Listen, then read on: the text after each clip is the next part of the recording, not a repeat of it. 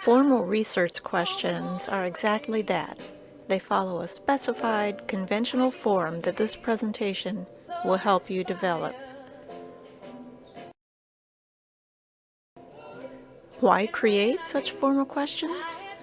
For one reason, readers expect them, but they also serve an organizing purpose for your research and your writing. Also, if you do them well, I'll be more likely to believe that your research is on track. You may not have written formal questions before, so follow this process to produce what I'm expecting to see in your project proposal. Yes, I'm going to talk about the dog park again. The first step in this process is to just think of and write down a bunch of things you figure you're going to need to find out about your topic in order to write about it. This list, which is informal, doesn't need to be in any order other than that in which you think of them. Think of as many as you can. Then, right away, start looking for answers to some of those questions, especially those that should be pretty easy to answer. I was reasonably certain Ferndale didn't have a dog park when I started on this project, but I looked at city maps and its website and asked a few neighbors.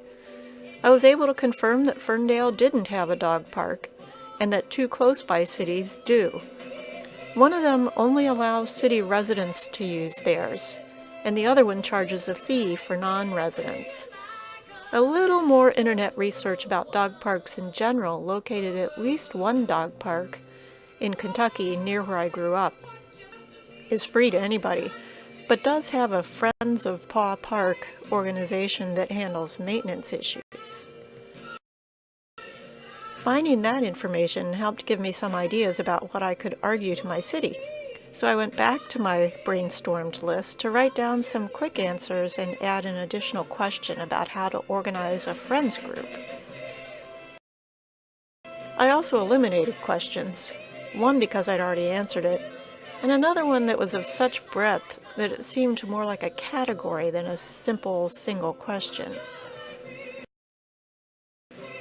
That discovery helped me along to step 4, which is to sort your brainstormed questions into a smaller number of categories into which several questions might fall. I could see that some of my questions were asking what a dog park is. Some were concerned about costs, some about legal issues, and some about potential users.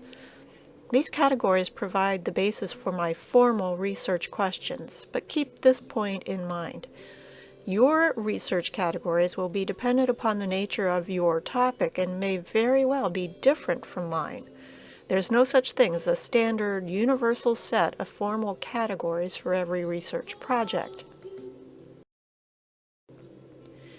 Now that I have my categories, and once you have yours, it's time to write the formal questions. All my questions about the purposes, types, and design of dog parks fall into one question that addresses a broad definition of what a dog park is. I've put my concerns about how much creating a dog park would cost into another formal question. My legal concerns, as I suspected, belong in a broad category of its own that questions what could go wrong and who might be responsible when it does. Of course, the city wouldn't even consider creating a dog park unless people, and their dogs of course, are likely to use it.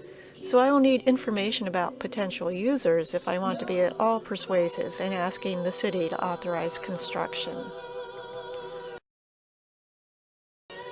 So here are my final formal questions, a set of categories that I will now start researching in depth. They will appear, just as I've written them above, in the methods section of my project proposal, introduced by a rationale and followed by a finding from my preliminary research.